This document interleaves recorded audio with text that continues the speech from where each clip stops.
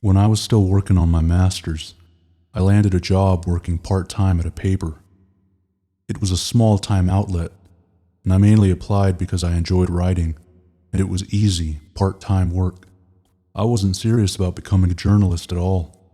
But one day, my boss saddled me with a big feature article covering the poorest neighborhood in the city. I was very green, but my boss said that my writing would suit the subject matter. So I get to work, and I'm scheduled to meet up with one Reverend Downey. His job is to explain a bit of the neighborhood's history and to introduce me to a few interesting locals. So one morning, I meet up with him at his office in the neighborhood church. Downey turns out to be hilarious. He tells me all about the neighborhood, throwing in funny anecdotes now and then. It's all great stuff for my article, and I'm scribbling down my notes as he talks when I hear what sounds like a crowd outside of the office. Downey tells me that it's the weekly food pantry. They set up in the church once a week. He also mentions the needle ladies. Needle ladies? I ask. Tells me it's a group of women who set up a needle exchange on the church grounds. Drug addicts show up and turn in their used needles for new ones. The Reverend excuses himself to check up on things.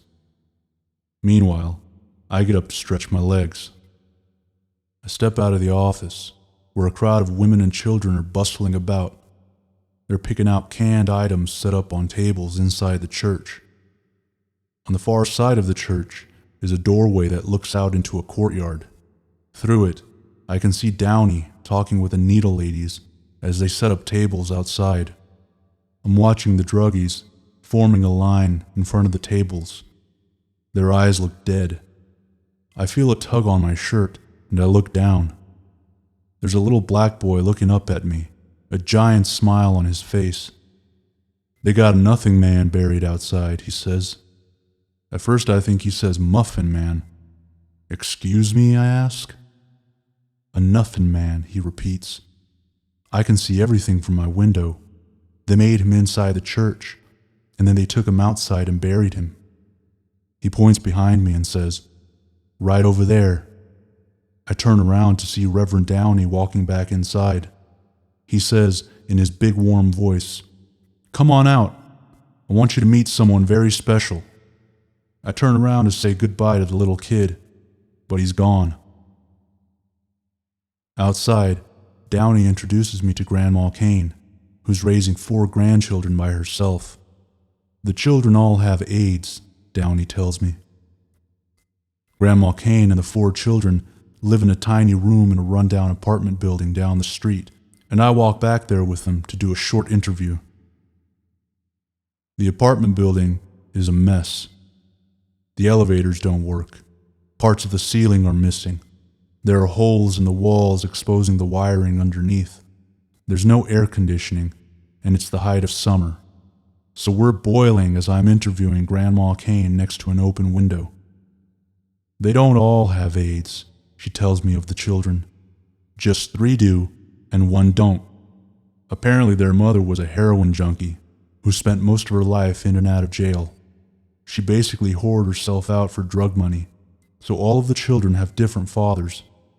Mom eventually went to prison for good, and the kids went to Grandma Kane. "What about the 4th child?" I ask.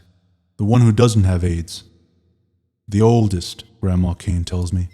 "Martha." Grandma Kane goes on to tell me that Martha wasn't born with AIDS and that she was tested, which is a very rare thing in that neighborhood. She also tells me that Martha was raped when she was about 9 years old. Luckily, Martha didn't get AIDS then either, but the event left her traumatized. Overnight, it was like a flip switched in the poor girl's head. Martha wound up spending all of her time running around the neighborhood with drug dealers and criminals. She's only 13 and has already had 2 abortions. I asked Grandma Kane if she knows who raped Martha. She refuses to tell me. I'm surprised by this. She's been so forthcoming till this point. I assume she's afraid of someone. I ask her, "Was it one of the drug dealers?" "No," she says. So then, it was one of the neighborhood boys, I say. Or a man, maybe? No, it wasn't one of them. Grandma Kane seems to be getting more and more nervous as I ask about it. Then, she says something that leaves me puzzled. Everyone knows about drug dealers and criminals, but nobody knows the truth about the ghetto. I ask her, what's the truth about the ghetto? She seems exasperated and finally says, it's just, there's worse things out there than drug dealers. I press her, what things? She looks me dead in the eye and makes a motion like she's zipping her lips closed. My curiosity is piqued by this point, so I tell her we can do things off the record if that's what she wants. So I turn off my recorder. But she's fidgeting now, staring out the window. Before, she seemed nervous. Now, she looks scared. I ask, is someone threatening you to keep quiet? She shakes her head. Who are you afraid of then? And she snaps at me. It's not a who, boy. Instantly, her body relaxes, and her eyes seem to glaze over. She turns and looks out the window. At first, I think she's ignoring me, but then I notice she's not breathing. She died right there, with the grandkids screaming and crying and crowding around her. I called 911. When nobody showed up, I called again and said, I'm a reporter and a woman is dead. The dispatcher tells me the police will be right over. And they are. 2 squad cars. No ambulance. And it hits me. Nobody's even coming to remove Grandma Kane's corpse. After a short chat with the police, where I explain what happened, they tell me to leave the premises, and they assure me that the body will be dealt with. Then they put the kids in the back of the squad car, and I ask where they'll be taken. One of the officers says, probably the prison. They got a childcare facility there. He wasn't joking either. By this point, it's dark, and I need to go home. I make the walk back to my car, and on the way I pass the church courtyard. That's when I hear a familiar voice. You want to see where they put it? It's the little black kid from earlier. He's got a big goofy grin on his face, and after what I've just been through, it catches me off guard. I find myself laughing. He tells me, they put something on top of the nothing man's grave. You can see it poking out like a belly button. He points toward the courtyard. In my head, I know the kid's just telling stories, but I find myself walking over to inspect the ground. I must be on autopilot, still processing the events of the afternoon. But then, as I'm searching the ground, I find a round patch of dirt that looks like it's been recently dug up. And in the center is something that sort of sparkles in the low moonlight. I reach for it. Then I jerk my hand back. Squeezed into a little groove in the ground, right in the center of the freshly dug dirt, is a human eye staring back at me. I almost gag as I step back. Then I hear another familiar voice. Did you find something? It's Downey. He's leaning in the doorway of the church, almost completely hidden by the shadows. For a moment, I'm at a loss for words. Then, I point down at my feet. Have you seen this? But he just says, I kept an eye on your car for you. Before I can respond, he says, you gotta keep an eye on things around here, or they disappear. His voice is different than before. There's no warmth in it, like there was during our meeting. Things go missing around here all the time, he tells me. Cars, people, and the cops, they don't even bother investigating. I get myself collected and I ask, is someone buried here? Downey steps out of the shadows and says, I heard about Grandma Kane. There's an odd expression on his face, and it finally dawns on me that I'm being threatened. If I weren't a reverend, I might bet you that they never find what killed her, he says, and I would win that bet.